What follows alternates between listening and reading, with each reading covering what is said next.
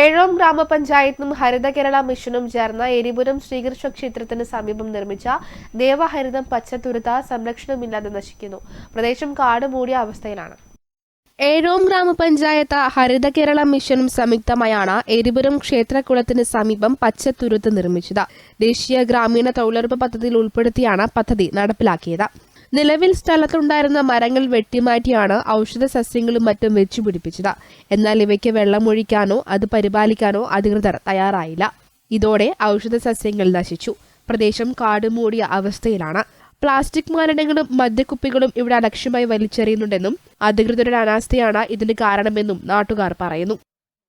2-3 വർഷം മുമ്പ് ഏഴോം പഞ്ചായത്ത് ഈ പറയുന്ന ദേവഹരിതം പച്ച തുരുത്ത് എന്ന പദ്ധതി ഉൾപ്പെടുത്തി ഇവിടെ ഈ കാടൊക്കെ വൃത്തിയാക്കിയിട്ട് എന്തോ 1-2 സാധനം നട്ടുന്നില്ലാണ്ട് പിന്നെ ഇത് തിരിഞ്ഞു നോക്കിയില്ല.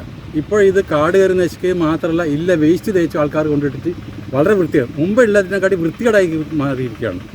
നേരെ മറിച്ച് ഇനിയും തന്നെ ഇത് ഒന്നുകൂടെ വൃത്തിയാക്കി ഇവിടെ പിന്നെ ഏത് പദ്ധതിയിൽ ഉൾപ്പെടുത്തിയിട്ടും ഇത് ഒന്നുകൂടെ വൃത്തിയാക്കിയിട്ട് ഈ പ്രദേശം ഇതിപ്പം എരിപുരം സർക്കിളിനോട് ബന്ധിച്ചുള്ള അടുത്തുള്ള സ്ഥലമാണ്. ഇവിടെ ഒരു പാർക്കായിട്ടോ അല്ല മറ്റുള്ള ഇനി തന്നെ ചെടികൾ വെച്ച് പിടിപ്പിച്ച് കഴിഞ്ഞാൽ ഈ വേസ്റ്റ് കൊണ്ടിടുന്നവരിൽ നിന്ന് രക്ഷപ്പെടും. ഈ സ്ഥലം വളരെ വൃത്തികേടായിരിക്കണം. അത് മാറ്റിയെടുക്കേണ്ടത് ബന്ധപ്പെട്ട അധികാരികളുടെ കടമയാണ് എന്ന് മാത്രമാണ് എനിക്ക് പറയാനുള്ളത്.